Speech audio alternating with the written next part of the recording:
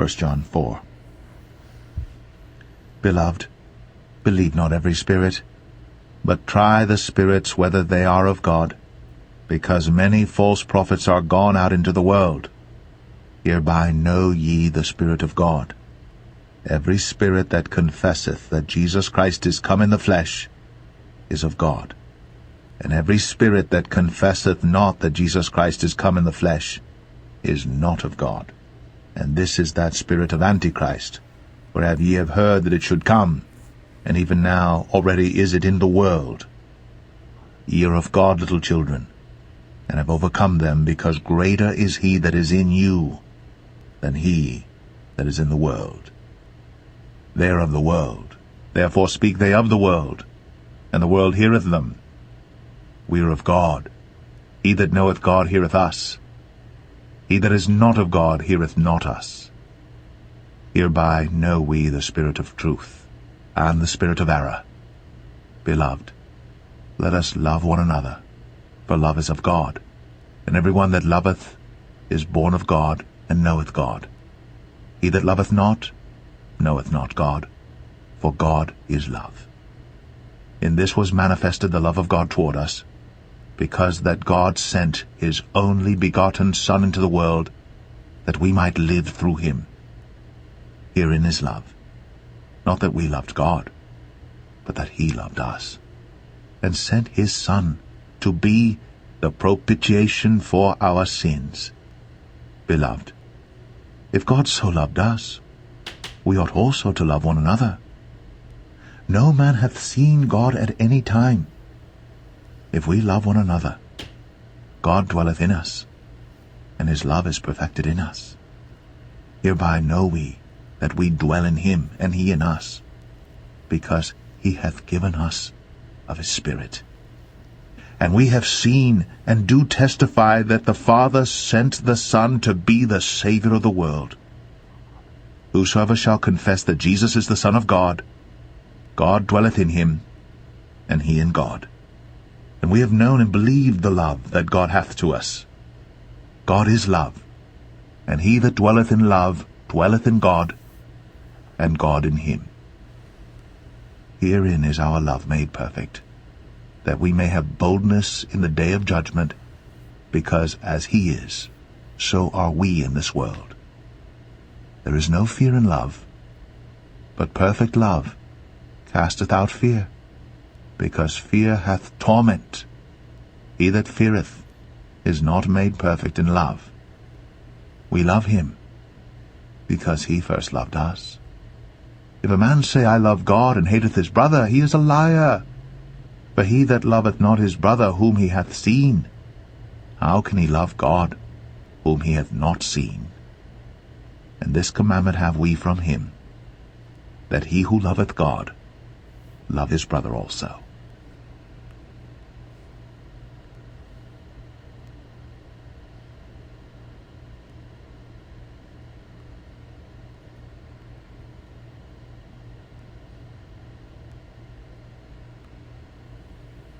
The Book of Daniel, Chapter 1. In the 3rd year of the reign of Jehoiakim, king of Judah, came Nebuchadnezzar, king of Babylon, unto Jerusalem, and besieged it. And the Lord gave Jehoiakim, king of Judah, into his hand, with part of the vessels of the house of God, which he carried into the land of Shinar to the house of his God. And he brought the vessels into the treasure house of his God. And the king spake unto Ashpenaz, the master of his eunuchs, that he should bring certain of the children of Israel, and of the king's seed, and of the princes, children in whom was no blemish, but well-favored, and skillful in all wisdom, and cunning in knowledge, and understanding science, and such as had ability in them to stand in the king's palace, and whom they might teach the learning and the tongue of the Chaldeans. And the king appointed them a daily provision of the king's meat, and of the wine which he drank, so nourishing them 3 years, that at the end thereof they might stand before the king. Now among these were of the children of Judah, Daniel, Hananiah, Mishael, and Azariah, unto whom the prince of the eunuchs gave names. For he gave unto Daniel the name of Belteshazzar, and to Hananiah of Shadrach, and to Mishael of Meshach, and to Azariah of Abednego. But Daniel purposed in his heart that he would not defile himself with the portion of the king's meat, nor with the wine which he drank. Therefore he requested of the prince of the eunuchs that he might not defile himself. Now God had brought Daniel into favor and tender love with the prince of the eunuchs. And the prince of the eunuchs said unto Daniel, I fear my lord the king, who hath appointed your meat and your drink. For why should he see your faces worse liking than the children which are of your sort?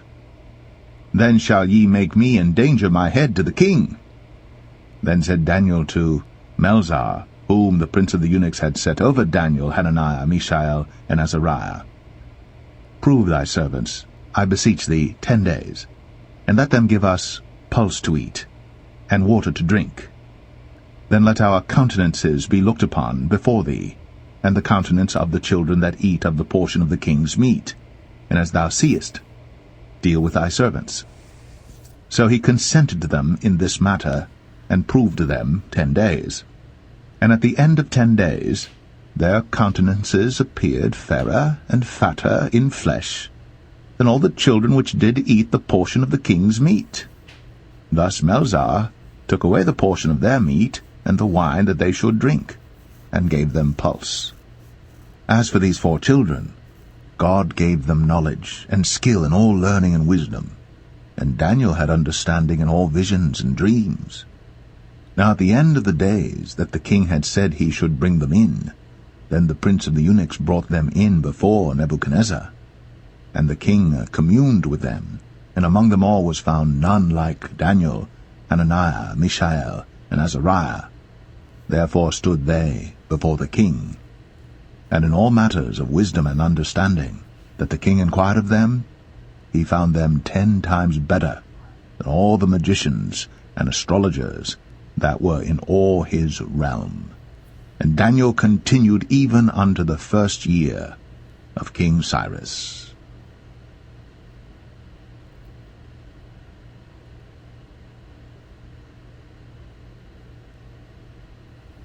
Daniel 2. And in the 2nd year of the reign of Nebuchadnezzar, Nebuchadnezzar dreamed dreams, wherewith his spirit was troubled, and his sleep brake from him. Then the king commanded to call the magicians, and the astrologers, and the sorcerers, and the Chaldeans, for to show the king his dreams. So they came and stood before the king. And the king said unto them, I have dreamed a dream, and my spirit was troubled to know the dream. Then spake the Chaldeans to the king in Syriac, O king, live forever. Tell thy servants the dream, and we will show the interpretation. The king answered and said to the Chaldeans, The thing is gone from me. If ye will not make known unto me the dream with the interpretation thereof, ye shall be cut in pieces, and your houses shall be made a dunghill. But if ye show the dream, and the interpretation thereof, ye shall receive of me gifts and rewards and great honor. Therefore show me the dream, and the interpretation thereof. They answered again and said, Let the king tell his servants the dream, and we will show the interpretation of it. The king answered and said, I know of certainty that ye would gain the time, because ye see the thing is gone from me. But if ye will not make known unto me the dream, there is but one decree for you. For ye have prepared lying and corrupt words to speak before me, till the time be changed. Therefore tell me the dream, and I shall know that ye can show me the interpretation thereof. The Chaldeans answered before the king, and said, There is not a man upon the earth that can show the king's matter. Therefore there is no king, lord, nor ruler that asked such things at any magician or astrologer or Chaldean. And it is a rare thing that the king requireth, and there is none other that can show it before the king except the gods, whose dwelling is not with flesh. For this cause the king was angry and very furious, and commanded to destroy all the wise men of Babylon.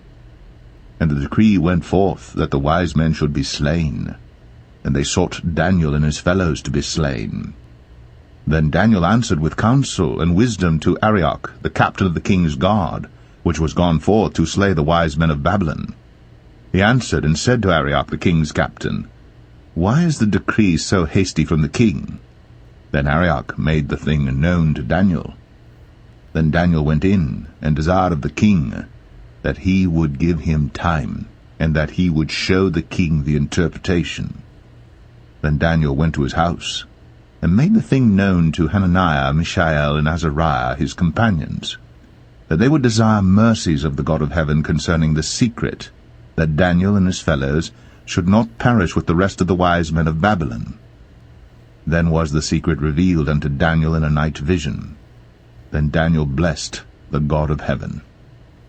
Daniel answered and said, Blessed be the name of God for ever and ever, for wisdom and might are his.